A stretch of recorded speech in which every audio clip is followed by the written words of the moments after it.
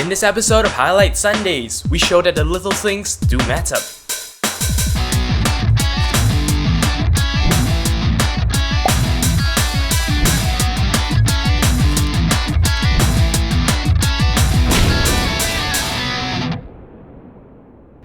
Hello and welcome back to Highlight Sundays. It is the 32nd week of 2013 and here are your highlights. We start off with a little PSA from Lifehacker, and this one is entitled Test Smoke Alarms with Real Smoke, not just that convenient button. Now, according to the article, a lot of people have the misconception that just testing your smoke alarm by pressing that test button is enough. You see, while that does tell you the fact that the siren will actually ring and isn't broken, it doesn't tell you anything about whether the smoke detection capability of that alarm is still there. The article also has a pretty ingenious way of actually, testing the alarm yourself using real smoke. And the technique is to actually light a match and blow it out or something along those lines, extinguish it, and then just waft the smoke near the smoke detector.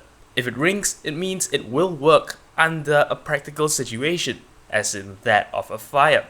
The article even emphasizes its point by actually sharing some statistics. For example, out of the reported cases of home fires with deaths, 58% of them actually do have smoke detectors installed. However, they are only working in 37% of those fires. What this actually means is that this is a real factor between life and death. So yeah, do take note about testing things the correct way so as to not actually give yourself a false sense of security. Our next article comes from Engadget, and it's not one of our PSAs, even though it has the word PSA in its title. Anyways, it is entitled PSA Android Device Manager now rolling out to a handset near you. Now, the Android Device Manager is a very interesting new thing that was recently announced.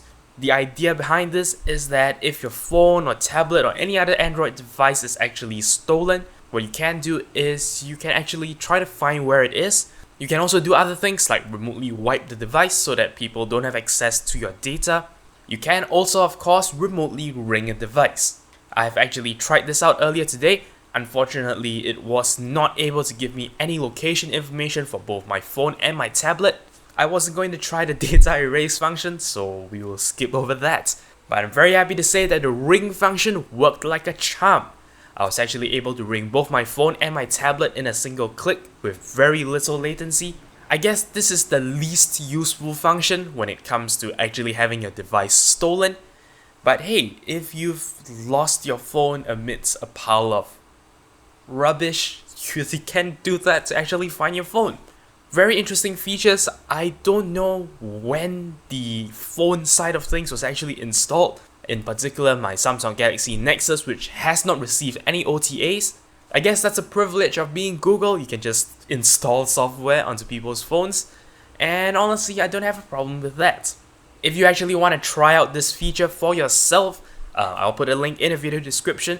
Firstly, to the article that actually does coverage on this from Engadget, as well as the actual link to the Android Device Manager, which is of course provided by Google. Can give it a try, ring your phone just for the funsies. Our next article comes from Mashable and is entitled 11 Hidden Windows Secrets and Tricks.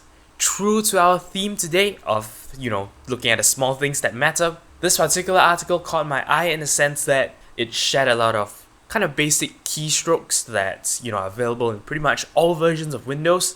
Things you can use to make your workflow a little bit faster, make you move the mouse a little bit less because we all know that's a hassle. And things along those lines. Now, looking at the tips, I kind of feel that if you're really a power user, you might not find these very useful. Quite a lot of these things might be, stuff you already do quite naturally. Some of these tips are also kind of Windows 7 specific, and only if you're using certain features like, having those little icons pinned to your taskbar, something that I don't do. But yeah, there are a number of really useful tips anyway. Like using Task Manager to tile windows, that's something that I didn't know. So yeah, do take a look. Maybe you'll find some of these items useful. More little things. This article from Lifehacker is entitled Action-Packed Video Games Could Help You Make Decisions Faster. So here's the deal. Somebody has actually done a study that took a bunch of non-gamers. They had a control group, the guys who basically just don't do anything. And then they have another group of people who actually went through a 50-hour session of actually playing games. Not a 50-hour session, I don't want to make it sound like they tortured them and make them game for 50 hours non-stop. But you get the idea. They have 50 hours of high-action game exposure. All the test subjects were then actually made to do some tests that requires quick reaction. And it was found that the people who had training via the video games actually fared better. So good news for all gamers out there, keep doing that, it will make you smarter. If you're not already into video games, you might want to set aside some time. It's fun anyway. Now unfortunately, our last article breaks the theme of today's show, mainly because this isn't a little thing at all. We are reading an article from Engadget, and it's entitled Blackmagic drops cinema camera price to $1995. So here's the deal. I've been paying Blackmagic a lot of attention for their cinema cameras, mainly because these were actually designed to be cameras that can actually shoot video at a cinema quality. They have extremely high dynamic range sensors, and yet they're actually selling these cameras at a relatively low price. Of course, it's still several $1,000s, in particular for the Blackmagic cinema camera, which shoots 2.5K. Previously, it cost $2,995 or $3,000, but compare it to, something of the same caliber, but more professional, stuff like the Red Epics, those run you multiple tens of thousands. When the Blackmagic cinema camera was first rolled out, it was meant to be, kind of a price match with the Canon 5D Mark III, which is of course one of the more preferred film DSLRs. But now they're taking this down a notch, making the Blackmagic cinema camera $2,000, makes it even more accessible to more amateur filmmakers. Which is why of course this is big news, this is by no means a little change. What's even more interesting to note is that this actually makes the Blackmagic camera an even more formidable competitor to existing DSLRs, which people are using for video to pretty good success.